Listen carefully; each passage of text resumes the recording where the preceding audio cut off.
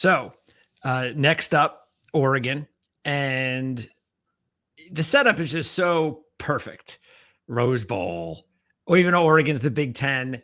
I mean, we're not going to really be thinking about that, not just because it's a playoff game, but because it's almost like, oh, you got a Pac-12 team and a Big Ten team. That's kind of what your head says. So it's that kind of perfect. But again, it's a win and you move kind of deal. Rose Bowl, at least in the past years ago, it never was put together that way. So it's even more important. When you look back at the first matchup, was there anything that, because I was just looking at the stats before we came on the air, just to kind of refresh my memory. And it's like, I'm trying to find something in the stat. I couldn't find anything. It's like everything was almost similar, to the score. Usually, even if the score is close, you find something like someone, the team did this better or that better. And I can't find it in the stats. So what did you feel that Ohio State did better than Oregon in that game and vice versa? Yeah, it was an interesting game, and I've already gone back and rewatched it twice as I'm trying to get ready for my Oregon preps. I've watched Oregon play Penn State in the Big Ten championship game only to muddy the waters as well.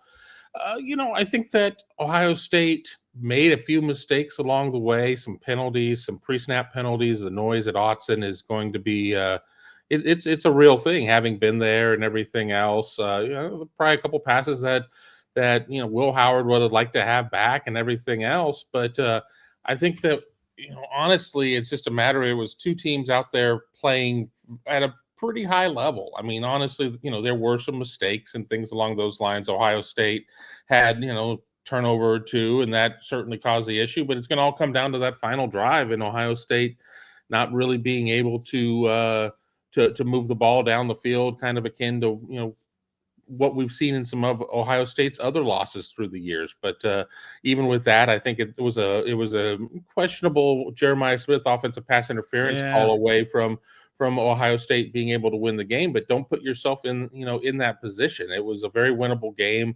Ohio State was not able to hold on Oregon's last scoring drive, which obviously meant everything right there. I think it just kind of goes to show, though, too, that if Ohio State probably had more faith in its kicker, things maybe go differently. I think Ohio State felt differently about Jaden Fielding at that point than it does now. I don't think that if it comes down to that point, Ohio State better be inside of 35 after a couple of misses against Michigan. I mean, he had a 40-yarder at that point. They would have been fine with him kicking a 45-yarder in that game, but it's interesting how fortunes change, how narratives change, and everything else. But I don't think Ohio State handed Oregon anything. I don't think Oregon handed Ohio State anything. I think it was just, it was 2 versus 3 in a Week 7 matchup, and it was probably one of the top 3 games in college football.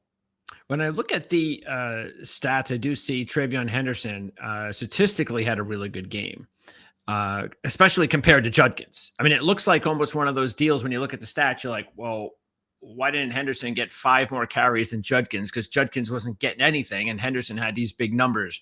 Were those numbers inflated, or is that something to look into in this matchup, that maybe Ohio State will go to Henderson a little bit more than Judkins? Maybe it's just a matchup thing.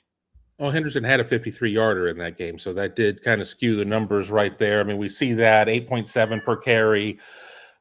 Obviously, that was great. I mean, but Ohio State has really made a point this year to try and even up the carries as much as possible, not take too much tread off the tires for any of them, be able to do those things. And we, even in the game against Tennessee, TreVeyon he had more yardage. He was able to pop more runs, but both of them had 2 touchdowns in the game. So, it's at the end of the game, we don't measure total yardage as an indicator of a win or a loss. But I mean, I think that you are going to see there's nothing to hold in reserve at this point. You better sit there, and if somebody's a hot hand, you better ride them, because what are you saving them for? Senior Bowl? I mean, you better be playing what you got.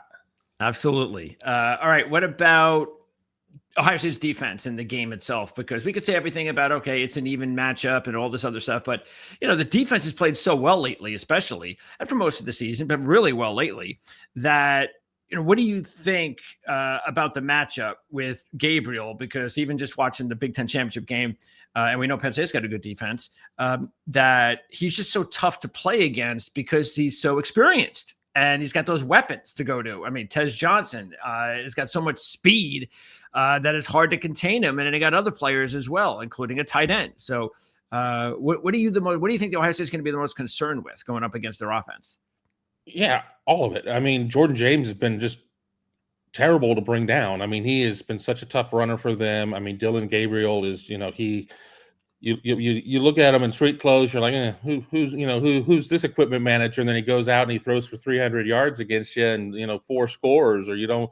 So I think what's going to be different for Ohio State defensively is Ohio State's defense is playing with a different swagger right now. Yeah.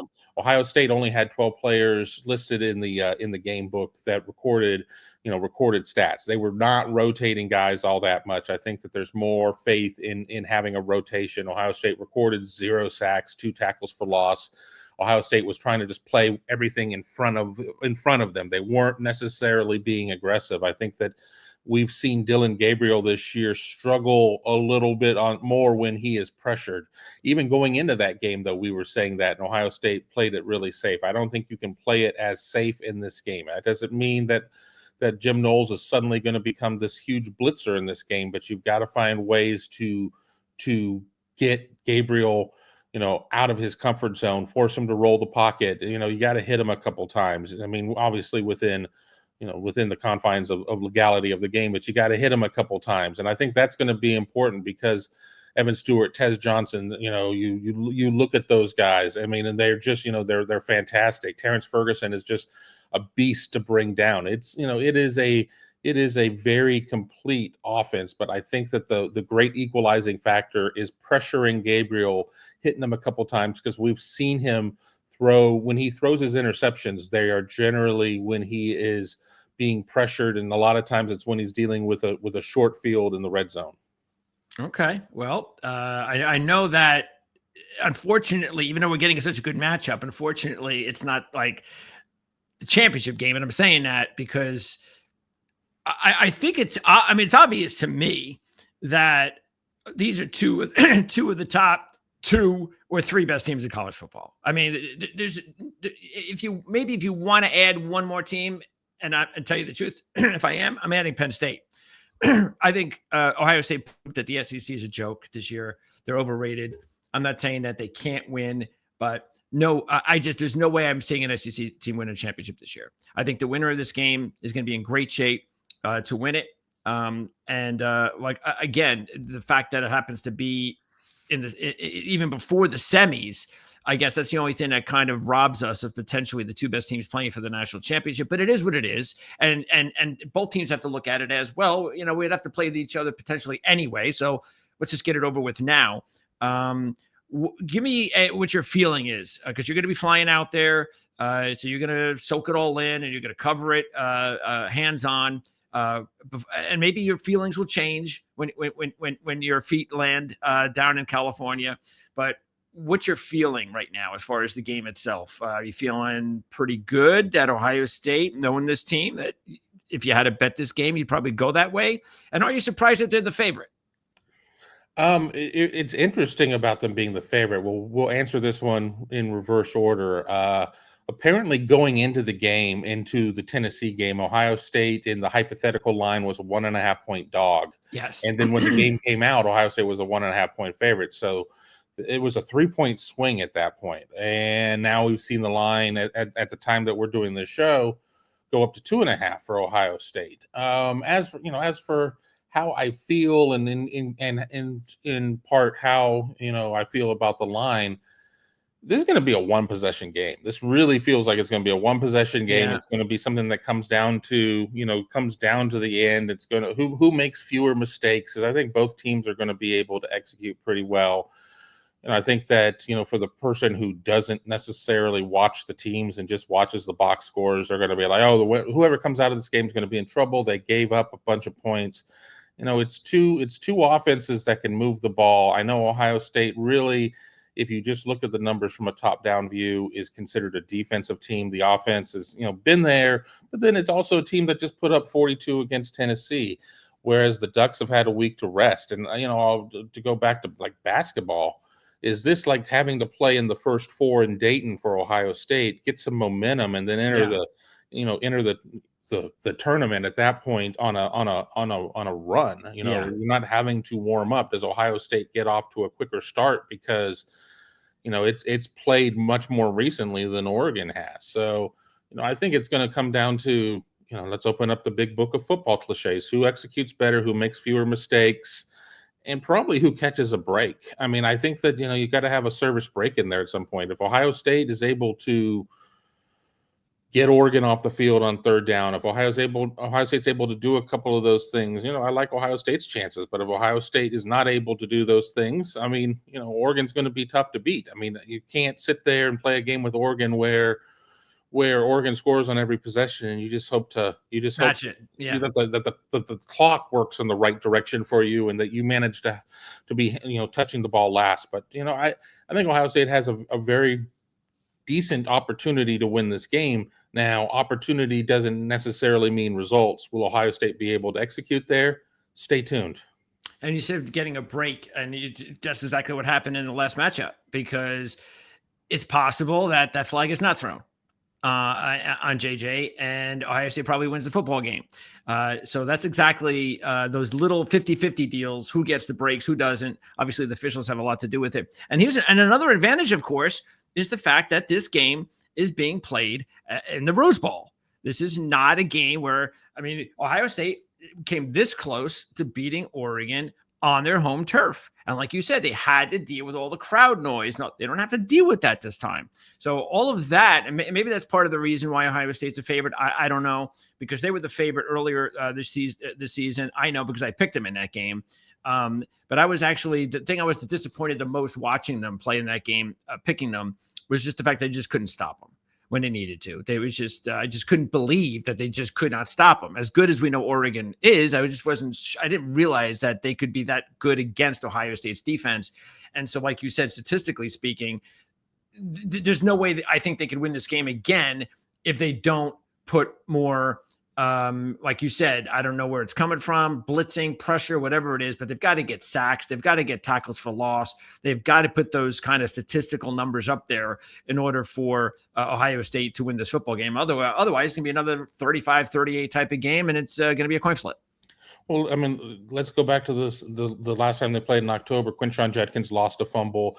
Ohio State lost a possession because of the weird, was it an onside kick? Was it a design thing? I think it was, when Dan Lanning had his kicker kick it off of one of the up men or whatever, and Oregon recovered the ball. You sit there right there. That's two possessions lost. That's a sudden change on the fumble. Point. Really, it's a sudden change even on the kickoff, and Ohio State still played Oregon within a point. So you even that out. You put that, you either put that to 2-2 or you put that to 0-0 or 1-1 or whatever, or God forbid you give Ohio State the advantage there. How does that game turn out at that point? But it's really difficult to beat a team twice. In a season. That's true. It's really difficult. I do remember Ohio State doing it a few years ago against Wisconsin. I guess that probably would have been like 2019, but the second time around, it was Ohio State won the first one by a significant margin. The second one was much closer in the Big Ten championship game. If you're going to if you're going to split the series with Oregon, you'd much rather lose the regular season game than this one when it's win or go home. Okay, before I let you go, and again, you don't have like a prediction yet, do you? I have not gotten. I have a score that I've been noodling around with. I'm not ready to debut it yet. And where will you give that score out so the viewers know when you're going to be doing it? I will give that score out on the 31st over at BuckeyeHuddle.com. I'll probably even put it on Twitter, and I may even put it on my own show, the Big Meat Kickoff, at YouTube.com/BuckeyeHuddle. Okay, and are there any injury concerns? Nothing new that we know of. We talked to Ohio State, obviously, since the Tennessee game, we got on the Rose Bowl conference call. Nothing was really brought up about any injuries. The players that have been hurt for Ohio State are still hurt, but it doesn't sound like Ohio State's any worse for wear coming out of the first round game. All right. Well, we're going to see how this all unfolds. Again, it should be a great game, and especially the whole setting being the Rose Bowl. I think this is going to be one for the. It should be one for the ages. Sometimes it doesn't always work out that way, but I think based on the way these two teams look right now, it might be a little hard for Ohio State because they played such a great game. It's hard to do that back to back. That's the one thing you have to be a little bit concerned with. And again, you don't know Oregon, how they're going to react. I mean, I think it's probably important for Oregon to get off to a good start on the Oregon side because, like you said, Ohio State's coming in, everything's going great after the win, and Oregon's kind of sitting around waiting. So if they can get off to a good start, that's probably a bad sign for Ohio State. But either way, I hope it's a great game. I'm not even sure what I've decided to do yet. I think what I'm going to do, though, is I'm going to probably do a parlay with championship with Ohio State and Oregon, because I believe right now, the way these two teams look, it's probably going to be the winner of this game wins the national championship. So